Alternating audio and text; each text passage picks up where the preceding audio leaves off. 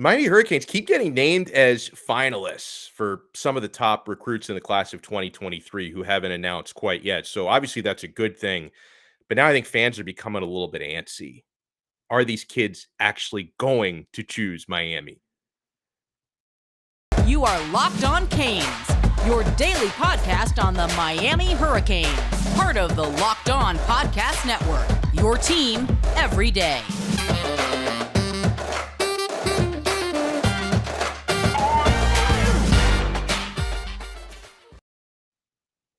I am Alex Donno, your host. I'm a University of Miami alumnus and a South Florida sports radio vet, including pregame and postgame for Miami Hurricanes football. Thank you so much for making Locked On Canes your first listen every day. We are available free wherever you get your podcasts and available free on YouTube. This episode is brought to you by Rock Auto. Amazing selection, reliably low prices, all the parts your car will ever need. Visit rockauto.com and tell them Locked On sent you. This is going to be a big weekend and a big upcoming few weeks for recruiting. Another big-time player has named Miami as a finalist. I want to talk about quarterbacks first, and it's why we bring in our good pal, John Garcia Jr., Director of Football Recruiting for Sports Illustrated. John, how you been, sir? I've been well traveled, and it's like every time we talk, there's a bunch going on. It seems like this June has been quite the opposite of what we're used to on the trail, but it's a good thing. It's a good thing. These kids are making moves, as they say. So one of the top quarterback recruits in 2023, we've talked about him a number of times on these segments.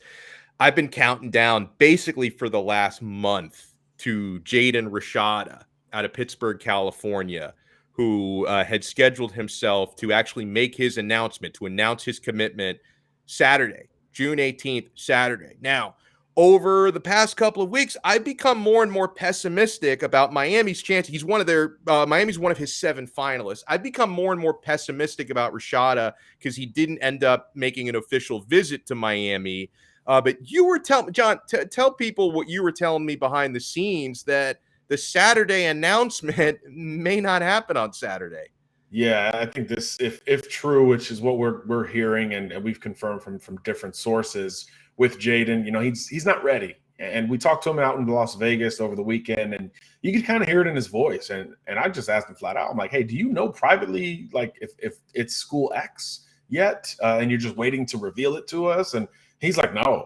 At that time, no, I had no idea. And at that point, he was coming off of back-to-back official visits, 3 in 6 days between A&M, LSU, and Florida. So you could understand why it was kind of a lot for him. Then he went out and competed in Vegas, and then he wanted to go back to Cali this week and just kind of recharge and try to dig into this decision.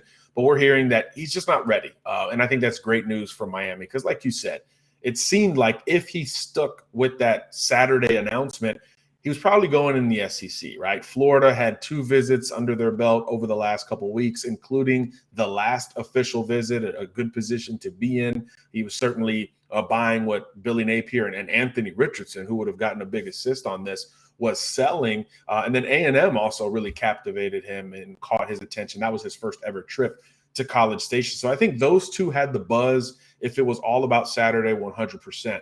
But as he pushes it back, it now opens the door theoretically for Miami, most importantly. I do think that if he is to take his 5th and final official visit, I do believe it would be to Coral Gables. I asked him about it over the weekend. Hey, could Miami grab this last visit? And he said that they were talking about it. They were talking about dates. We know Mario Cristobal and Josh Gattis were in contact with Jaden this week. So maybe those dates are getting closer to being ironed out. And so for Miami fans, that's the next chapter of this thing. Okay, when is he deciding, and could we grab a visit before the decision? Now, he's already been to Coral Gables twice. He loves it. He certainly likens it to the big metros he's used to, like Los Angeles. So there's a lot going for Miami. He was playing with the Miami Immortals at that 7-on tournament in Las Vegas. So he's throwing it to Robbie Washington. He's playing with Bobby Washington, multiple Miami commitments on a roster that's kind of Miami laden, if you will, when it comes to college representation. So I do think those are all good factors for relevance for Miami if he does push it back. But I'm curious to see, of course, how further back into the month of June he does push it. Is it just a week? Is it just a couple of days to truly think about the current visits and options that he already has on the table. If that's the case, it might still be a Florida A&M battle with Miami as an outsider. But if he obviously schedules a trip, I think it's game on. And Miami's this program that from 1 week to the next could stand to benefit the most from a top 5 quarterback recruit in this country. And that's something that Canes fans should expect at this point, right? I mean, that's the whole reason you've got Mario Cristobal and you've built this incredible staff. It's to compete for these kind of recruiting battles. So it would be quite fitting if, a big time quarterback came down to Florida and Miami really at the 11th hour. Even though he's from California, I think that would be quite enjoyable and entertaining from an outsider's perspective, just watching message boards and certainly a website called twitter.com.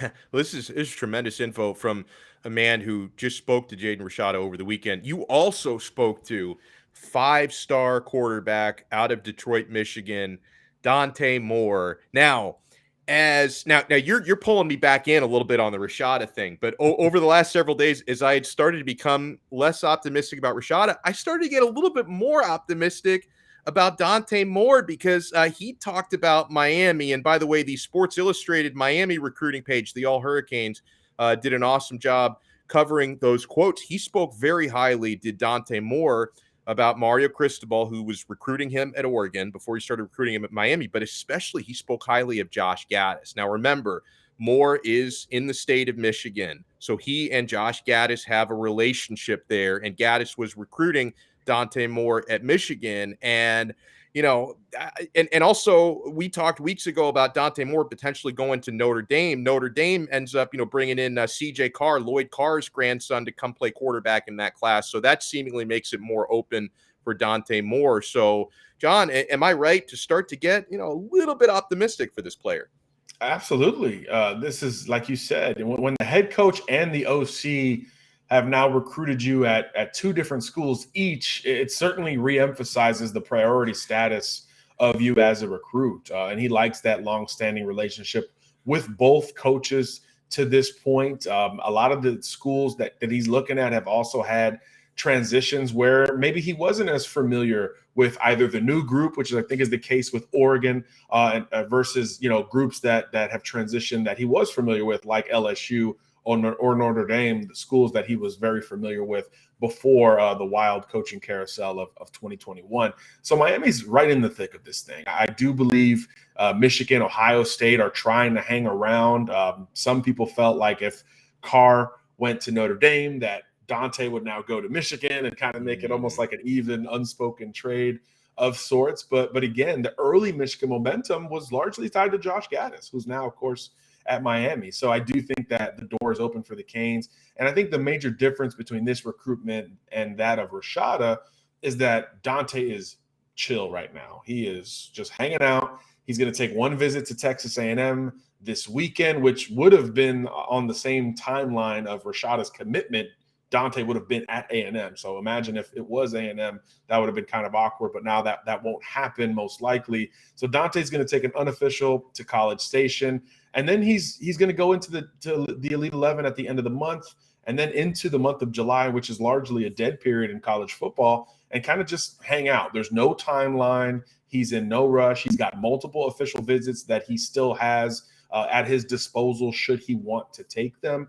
So I do think that one's more wide open from a timeline and a contender perspective here, because some of these other dominoes will fall before Dante Moore. So as schools start to fill up, like a Texas A&M, maybe Oregon grabs Avery Johnson, who's visiting this weekend for an official visit. Some of these QB spots will be occupied.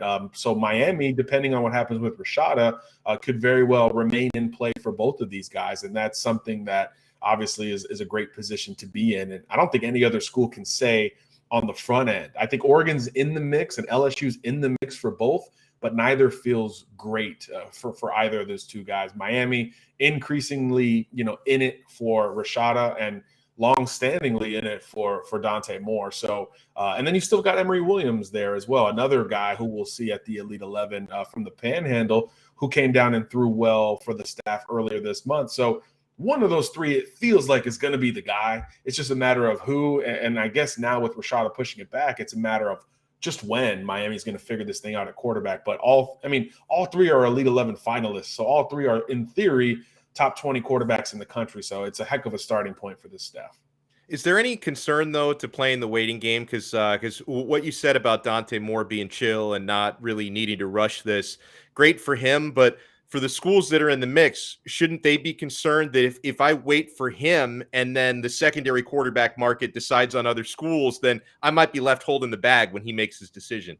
Absolutely. Yeah, that's the business of college football recruiting nowadays. And you've got to have some boldness in there from your coaching staff to wait it out for some of those guys. And I think it's worth it in this case and in this class, because the top of this class is incredibly strong. This is one of the best groups we've seen in the last several years. So I do think it's worth it to maybe wait it out. But you, of course, always run that risk, because maybe Emory Williams, and actually we know this as of yesterday, Emory Williams is getting more phone calls. Florida wants him to throw for him. Florida State wants him to come by. So now all of a sudden, other schools are catching up to Miami's evaluation of Emory Williams. So maybe that isn't a shoe-in or no-brainer grab for Miami if it falls through with Rashada and or Moore. So, yeah, you always run those kind of risks in quarterback recruiting, but that's why it's the needle-moving position, right? It's all about those quarterback dominoes. So I think it's going to work out for Miami in the end, especially with Rashada pushing it back.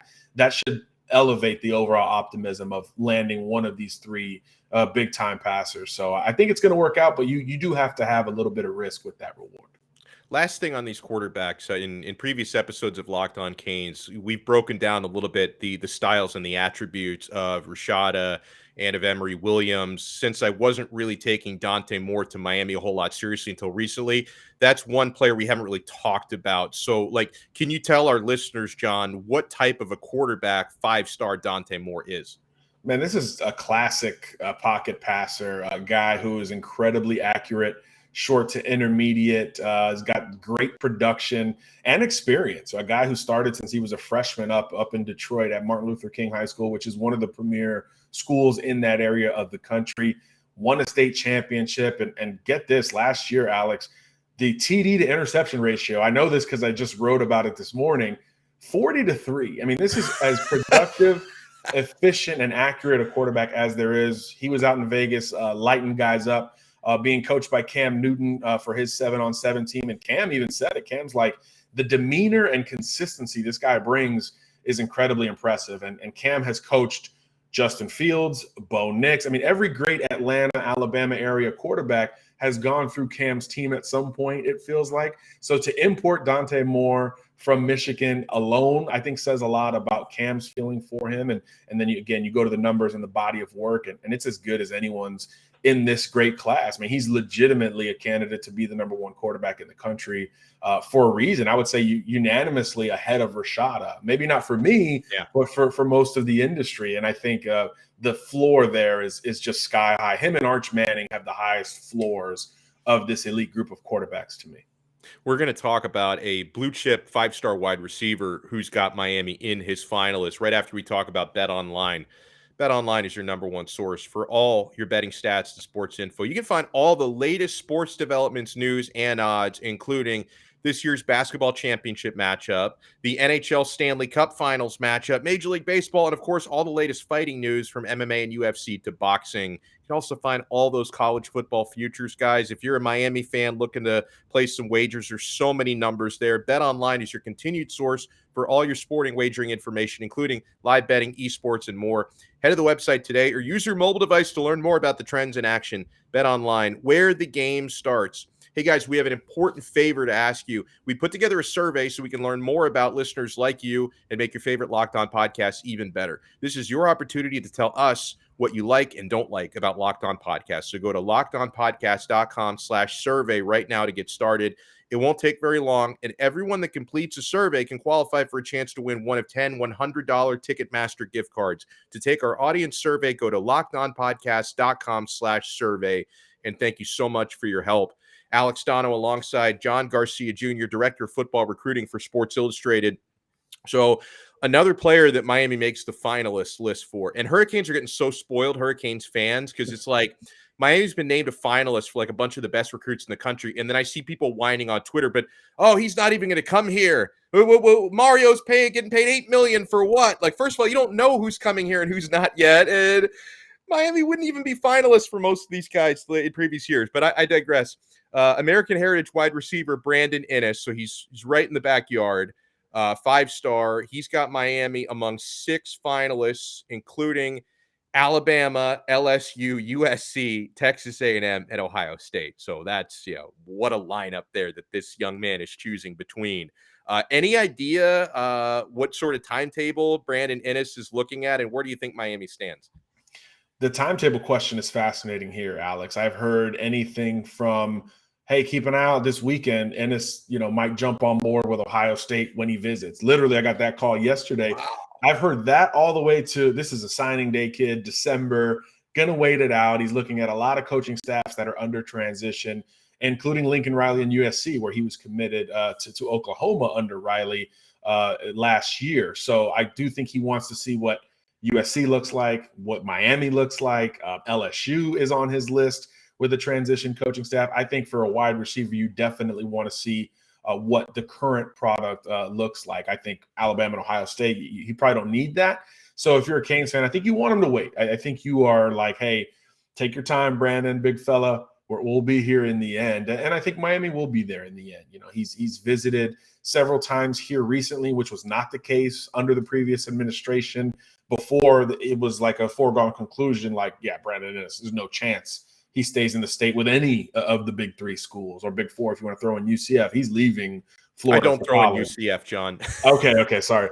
If you do, but if you fast forward to this point now, I think you can make the argument that Miami's made as good a run in the last 6 months as any program, and there's some connections that he has to the U. One of his teammates from last year is there. James Williams, of course, is an American Heritage product. That pipeline is something that Miami needs to grow under Mario Cristobal, something that's quite obvious on the trail at this point. But again, Miami even being in it is a sign of progress from even 6 months ago, when it looked like, okay, maybe he follows Lincoln Riley to USC, but if he doesn't, it's definitely Alabama or Ohio State. Not so the case anymore. I do think if he waits, it could be great news for Miami down the line, especially if the wide receiver group starts to show some signs of promise on the football field. I think that's the biggest thing for him going forward. But like I said, the timeline all over the place from Ennis. I get the sense he's going to wait,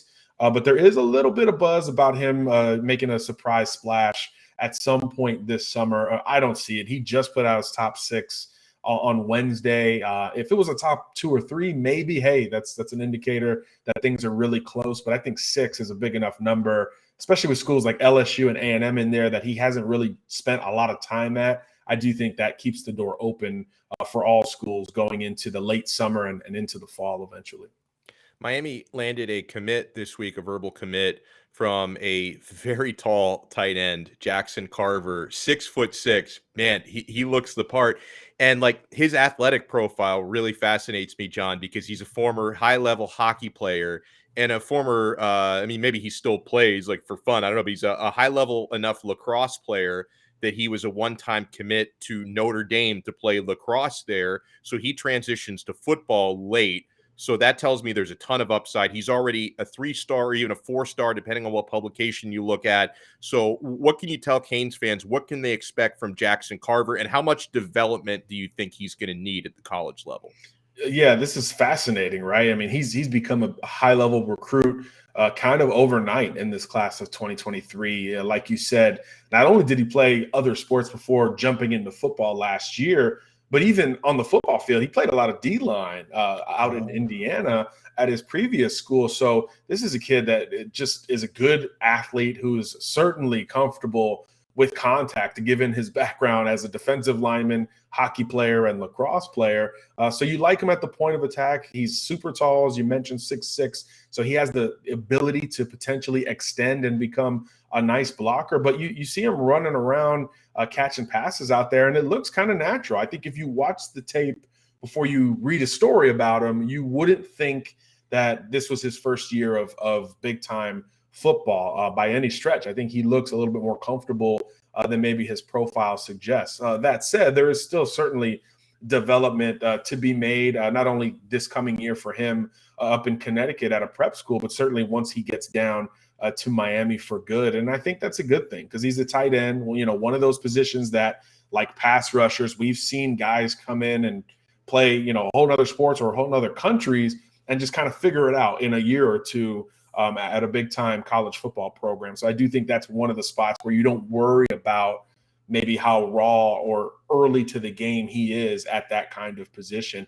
because we've seen so many people transition to those positions relatively well. So I think that's a strong upside promise there for Canes fans. And look, this was not something that was taken lightly by Miami. This wasn't hey, let's just grab this kid for momentum. I mean, Jackson told me, I hear from Mario Cristobal every day. When the head man's hitting you up every day, and I know Mario's relentless and has all these great accolades as a recruiter, but he's still hitting up a kid who's played football for a year every single day. So the desire, the pressure from Miami was really strong and consistent on this one. And he took the official visit last weekend. It was a return trip to Coral Gables, and he saw everything he needed to see. So he jumped on board in what should be the first of, we think, multiple tight end recruits for the Canes in this class. But it's a good starting point because they'll pair him with someone who is maybe more of a jumbo receiver, pass first kind of guy, because he appears to be, at a minimum, a guy who's more comfortable with contact and a supplementary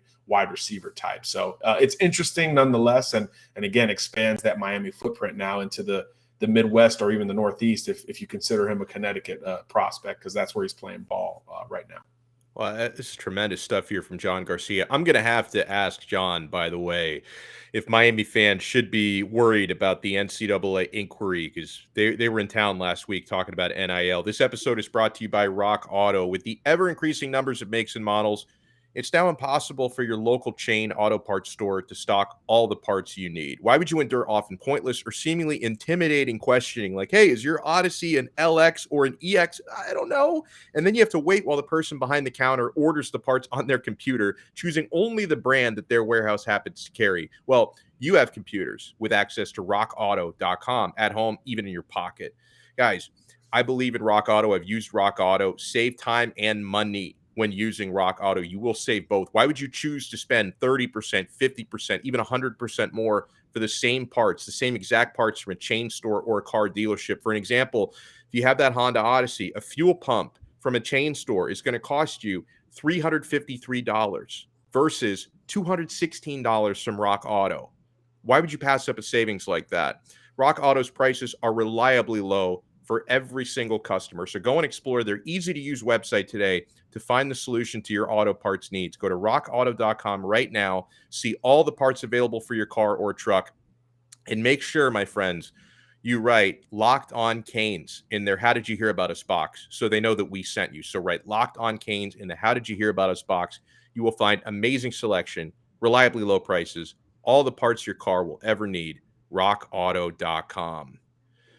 Thank you for making Locked On Canes your first listen every day. We're available free wherever you get your podcasts, available free on YouTube. So the headlines started to come out. I think, in fact, Sports Illustrated, I think, was the first to report that the NCAA enforcement was down in South Florida last week talking to Miami officials about NIL, and they had meetings with John Ruiz. Now, thankfully, John Ruiz commented, even though, Miami didn't. I understand why they didn't. But, right.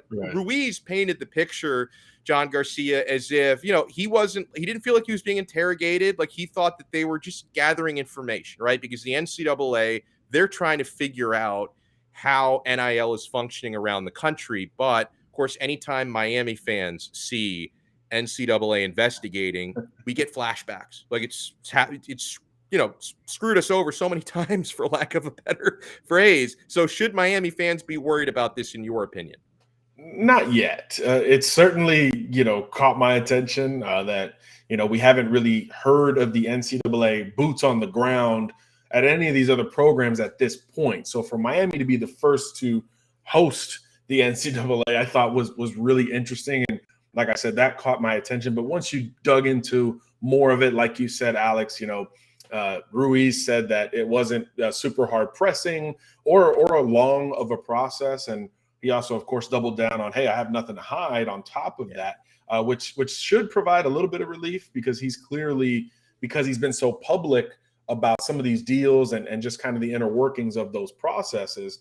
I think that it should be a sigh of relief for Miami fans, because if he began to either, muzzle his Twitter account or, slow down or backtrack or anything like that, that would have been the sign that, this could snowball here in a hurry. But I actually think him being public was good for the perception department. I've already been asked if this impacts Miami recruiting and all that kind of stuff. And sure, it could come up with other programs, but I don't see anything tangible for them to jump in on at this point. Although I did see a funny meme saying it was like two dogs barking at each other, and it was one of the dog was Saban, one dog was Jimbo Fisher, and then it was like something flying over, and it's like the NCAA on their way to Miami anyway, even though these guys are barking at each other. So it's the nature of it. But yeah, I wouldn't worry just yet. Certainly interesting and something to keep an eye on, but no panic button or even coming close to it at this point. All right, you guys hear that? No panic button, at least not yet. So we can all chill. Huge thanks, John Garcia Jr. Make sure you follow him on Twitter at John Garcia_Jr. and check out his awesome work covering recruiting with Sports Illustrated. And, John had been telling me for a couple of weeks about the new All Hurricanes page. And we're actually going to be chatting on our Saturday episode, John, with Luke Cheney, part of the staff on the All Hurricanes page. So we're going all in, man. I love all the coverage that the U is getting on SI. So thank you so much for that. And we'll talk to you again next week. Sounds good, Alex. Thanks for having me, man. Have a good weekend. Hey guys, thank you so much for making Locked On Canes your first listen. Hey, the first picks of the Ultimate NBA Mock Draft have been made. So search now for Ultimate NBA Mock Draft and get over 50 insiders, the Odyssey sports experts, the draft experts of Locked On NBA Big Board. The 5-episode Ultimate NBA Mock Draft is underway. Make Ultimate NBA Mock Draft your second listen today. We will talk to you guys for a special Saturday episode tomorrow on another Locked On Canes, part of the Locked On Podcast Network. Your team every day.